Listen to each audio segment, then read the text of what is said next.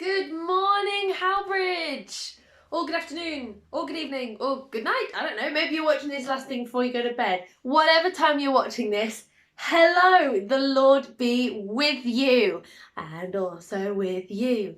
I'm here to bring you guys our assembly that we missed last Tuesday, and I'm going to be making another video to bring you your assembly for next Tuesday, so that you guys can still be in the loop and learning even more about God every single week, which is really exciting. That's what I love to do every day.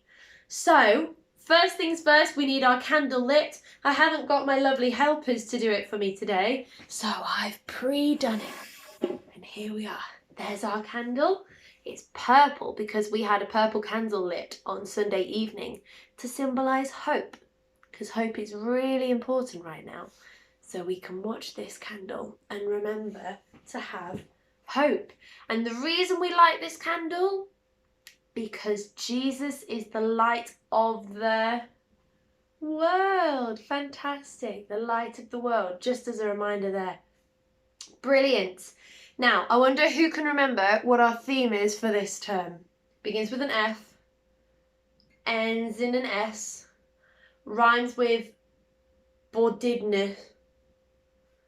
It's forgiveness, and we've got our PowerPoint in the background just for a little bit of familiarity right there.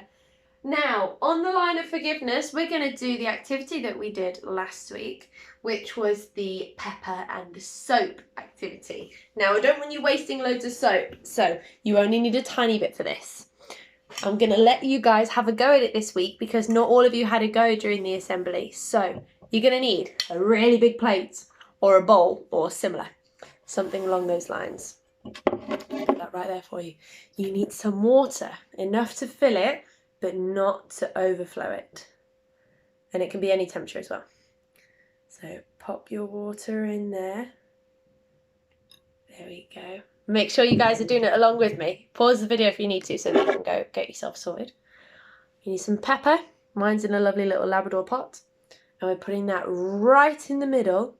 Not too much, but enough that you can see what happens during our experiment. So you can see mine there, perfect. You then need a little bit of soap. Now try not to spill it as you're doing it, so you put a tiny bit on, move your finger out the way of the bowl, mix it into your finger. The same as when you're washing your hands, but you've got to do that for how many seconds? At least 20. This you only need to do it for like 2. So your soapy finger, get ready, and then pop it right in the middle of that pepper. Ooh, look at that! Fantastic! And you can carry on moving your finger about and it will continue to run away from the soap. Isn't that cool?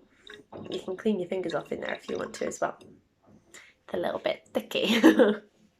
Fantastic!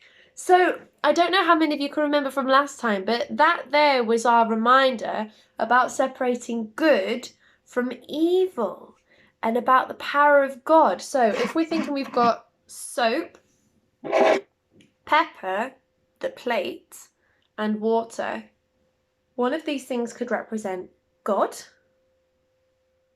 The soap. One of the things could represent sin, the badness. The pepper. And one of these things represents us. The plate. So we, as the plate, can be full of sin and bad stuff and we can do things wrong. But if we say that we're really sorry to God and we really mean it and we change our actions and we apply the soap, then we can use God and He can use us. And we can spread out or step away from that darkness and sin. And if we're really sorry, it all goes away. Now you'll see that the pepper is still on the plate. It's different for us. Once we say we're sorry, and if we really, really mean it, and we change our actions, then it's gone. The plate is wiped clean. And God says, I don't see any sin. I see a changed person. But if you don't say sorry, and if you don't mean when you're truly sorry, if you don't mean the words you're saying, you'll stay right there. So that's your reminder, because we don't want to be dirty and full of pepper. That's our reminder to say sorry and to really mean it. So have a think if there's anything maybe you've done today or this week that you really want to say sorry for, so that you can wipe your plate clean, just like when you've had your dinner at the end of the day. And I don't know how many of you use your tongue to get the last bit of ketchup off the plate. I do. Shh, don't tell your mum and dad. Fantastic. So we've done our little experiment. There's now a video which involves a pen and a rubber. If you haven't seen it already, pause this video now, go check out the video. It's a little 2-minute thing, and it's just so that you know what we're talking about. So have a little pause, go have a look at that video. I'm just going to put our candle back right there. He looks funny on the video, it's a slightly different colour. Fantastic. Okay, so hoping you've seen the video. Our scripture for today is from Exodus, and it's from chapter 32, verses 30 to 32. And I'm going to read it for you guys. There should also be, as well as the videos, you should have the PowerPoint, which has the videos on it, so you can read this along with me if you want to. So the next day, Moses addressed the people. You have sinned an enormous sin, but I am going to go up to God. Maybe I'll be able to clear you of your sin. Moses went back to God and said, "This is terrible. These people have sinned. It's an enormous sin. They made gods of gold for themselves. And now if you will only forgive their sin, but if not, erase me out of the book you have written."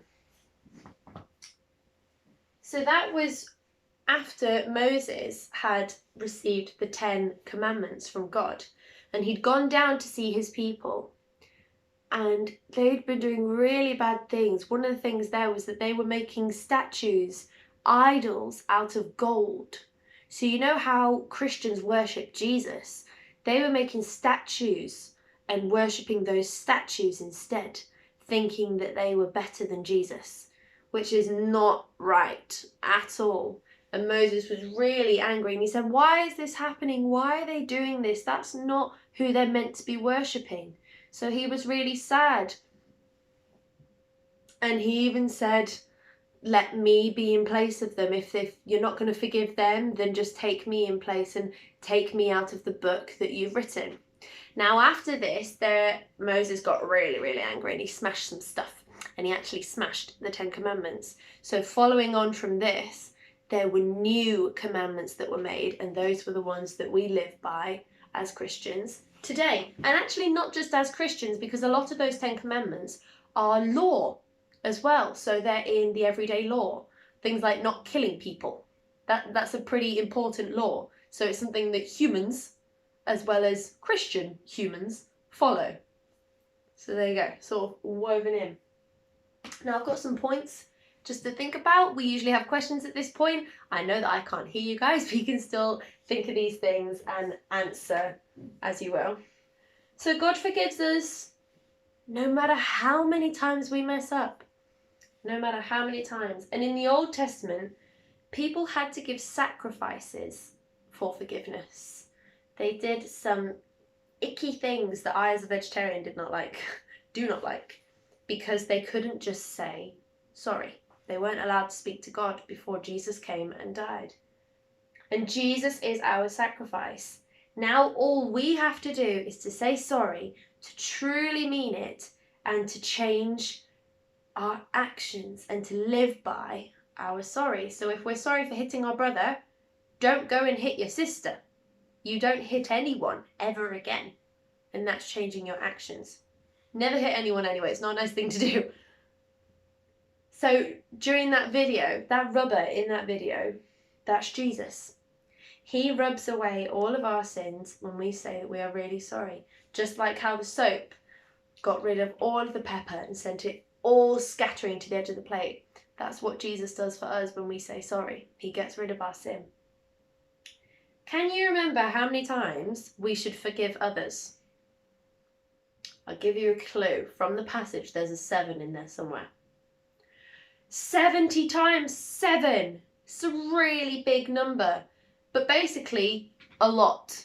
Never stop forgiving other people, even if they hurt you really, really bad. And sometimes we need to pray to have the power to forgive. Sometimes it's really difficult, but we should always forgive others when they say sorry, because we are forgiven every time we say sorry by God.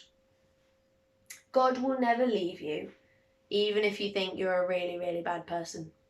If you are thinking that you relate to that pencil and when it was crying little lead tears, wasn't very nice, you may relate to that a lot. But God will never leave you. Even if you're crying lead tears and you've left a massive long trail of lead and it's all messy and nasty and you're covered in pepper, God will still love you. He'll still forgive you. And you are still his child. Awesome. So we've been talking about God being in us, being present in us when we say sorry, and he's with us all the time.